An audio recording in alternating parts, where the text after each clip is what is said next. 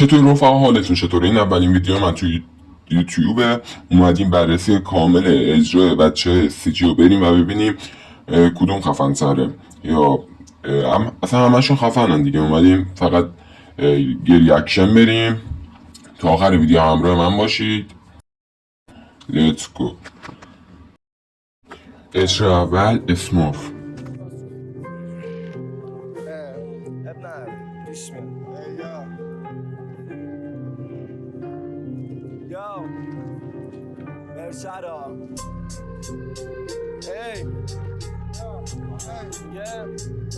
رویا قشنگه ولی توهمه، رویا قشنگه ولی همش یه توهمه. این دنیا جریانش معکوس برای توقفه، یه مردابه چرخی سنگینی که از اثر گمه. بی عنوان مثل سرابی که میکشه فقط قفس داره. فهمیدم نامرد دنیا، انگیزم کور شد به قلم و ورقم نسینی. حالا توی منو مجبور. ماشاءالله اسمورف خیلی خوب داره میخونه. بریم ادامه. ببین با جنمه همون رفیقمه که تو جوونی خودش زود کشه. حالا بازم بد بگید پشتم نقاباتون رو شده، ولی وقتی که تو جیبا میچینی بشم کارگری معروف شوش. درسته که میگن کار آرنیکه، ولی نه وقتی مغز داره درد و قلب پر آسیبه. وقتی که به سر قموشو به روی کنار آب میگه سرمش تیرو و تاریکی. چرا تظاهر کنم که عالیه؟ مرگ ساخته یه درسه که توش غم و کمی شادیه. نگاهی زیاد دارم درگیر رپ هم نشدم، اصلا کمکم نمیکنم، فقط میخوام که مصرف نکنم. فهمیدم بیزاتیم و دو حدی زدم بهم زخمم نشدم، یا گرفتم سرخم نکنم، باز نوشتم از غم نبودم. چه نفسی داره ماشاءالله.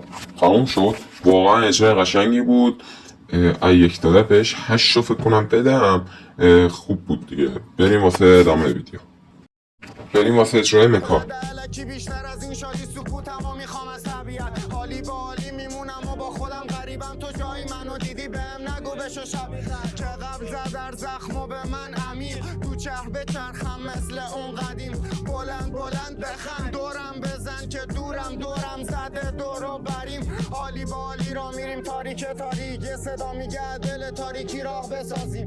صدای دیگه میگن چیزای دیگه، نقابای بی‌اسم دارن میشن صدای این حس که بمون تو راه. انگیزه بده به خودت میای مچ خودتو خوابونده مچت. میفهمم بعضی وقتا لامصب دل پر هر بار. پشم چقدر خفن بود. واقعا موکا یکی از بهترین کسه تو SCG. بریم ادامه.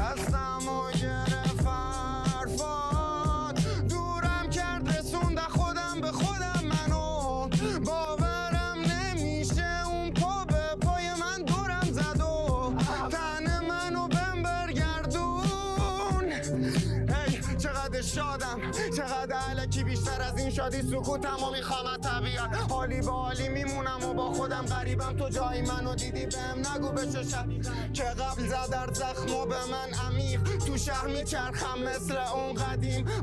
بلند بخند دورم بزن که دورم زده دورو بریم.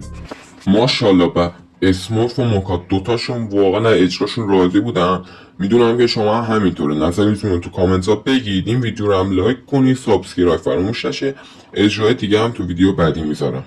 بچه ها ممنونم که این ویدیو رو حمایت میکنید. لایک و سابسکرایب فراموش نشه. عشق خودم فعلا.